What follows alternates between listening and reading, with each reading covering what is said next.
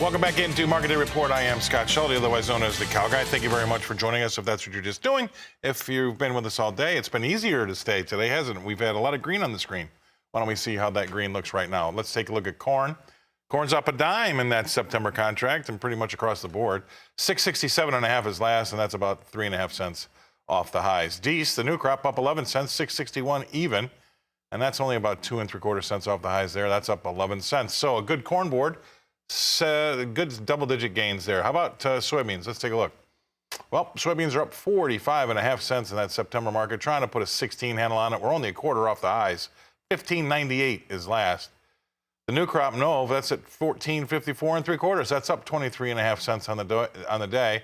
But look, we have been, almost 8 cents higher than this earlier. So a decent soybean board. We'll like that. All right, let's take a look at hard red wheat let's look at wheat in Chicago. That'd be better.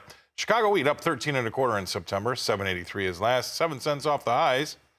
March is up 14 1/4 cents to 8.19 1/4, and that's about 6 cents off the highs there as well. All right, let's take a look at hard red wheat in Kansas City. The HRW down there, 12 3/4 cents higher in Sep. 8.81 3/4 is last.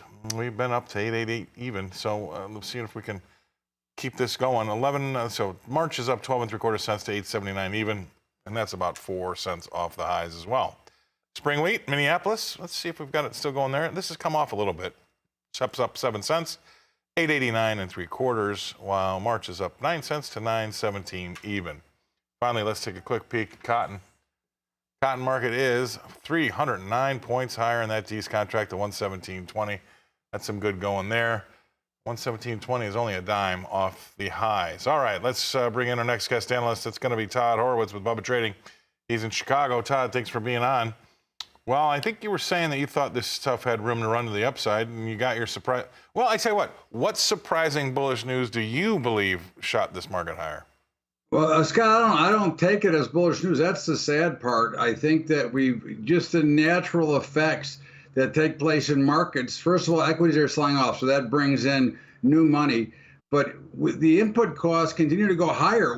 For some reason, Jerome Powell and the rest continue to ignore what the problems that face us right in front of us. And that has to either push grain prices higher or a much deeper shortage in product later. So we're in we can't heads we lose, tails we don't win, whatever. I mean, it's one of those situations that they almost have to go higher to keep up with the input costs that go along with it, not to mention the shortages that we're going to have. All right, so you're in the camp, which the Dow Jones is reacting to now, that says that we're probably going to have to keep raising rates at a pretty steady pace here because this inflation is definitely not under control. I think that's 100% correct, Scott. I think that, look, I don't like the way they're doing it. If rates should have been hiked 10 years ago, and we'd be already there. You typically don't raise or hike rates into a recessionary period, okay? And we're going to have another negative quarter of GDP. Yeah. So. Yeah, you're right. You never do that. I mean, I'm seeing some stuff that you would never ever see happen. We have both been in the business between the two of us probably almost 80 years, and I think we can honestly say between the two of us, we've never seen the Fed raise rates into the teeth of a recession during a recession. And so, getting these economic indicators coming through. Yes, the PCE was a little bit better than expected. That's the Fed's inflation gauge. That came down kind of like CPI came down from 9.1 to 8.5. But we have food problems around the world, and we're going to have it here. We have shelter problems, regardless of what you think about the housing market. And labor's not coming down in price. So those three things are going to overtake some of these gains that we've seen with energies coming down, because energies are coming back up. I mean, just look what crude oil and nat gas have done. So I think we're in a world of trouble. Well, they've emptied the SPR. I mean, this is ridiculous. What we're doing has got to be replaced. So how are we going to, replace the oil that we've given? And not only that, but we're selling it to China. I mean, does that make sense to take from your own SPR, which is supposed to be wartime oil, and start selling it to another country?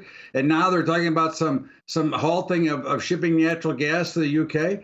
I mean, it just doesn't make sense. Everything that's going on doesn't make sense, which would even push prices higher. That's the way that I would look at this.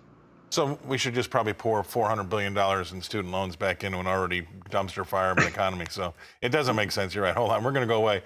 We're going to take a quick break. We're going to come back to talk more with Todd Horowitz of Bubba Trading in Chicago after this.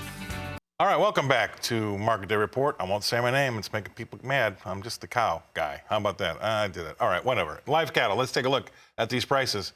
Get back to our guest analyst. Live cattle's a little easier here today, 42 cents lower at 143.22 in October.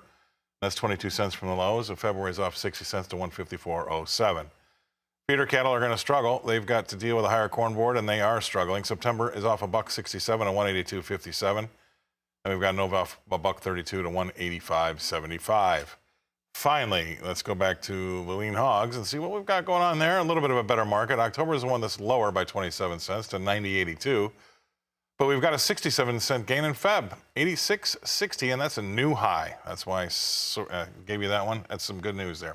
Let's bring back in Todd Horwitz from Bubba Trading in Chicago. Todd, anything in the livestock market stick out at you?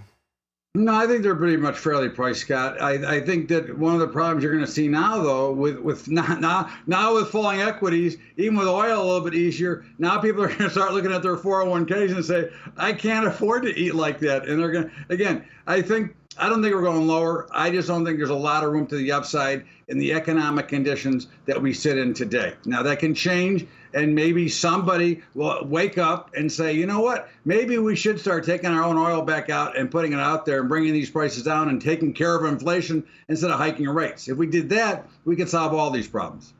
You're right, though. These people are going to slowly but surely start pushing away because we've got our big retailers here in the U.S., McDonald's, Macy's, Nordstrom's, Burlington, even Advance Auto have all said that the lower tier consumers are definitely, pushing back on their purchases. So we're going to start to see that come through to some of our products, especially because this is not just an us thing. This is a global thing. And when you've got the UK facing 18% inflation, a lot of other folks having the same problem with energies, look out. And I think that's something we have to. How about no water? How about no gas? How about major shutdowns? I mean, you've got problems that are created that need to be fixed, and we could fix them. But again, for some reason, we're not interested in fixing them at the moment. I agree. All right, we'll leave it on that. Thank you very much. Have a great weekend. Todd Horwitz, Bubba Trading in Chicago. We're in Nashville, and I can throw this back over to Suzanne.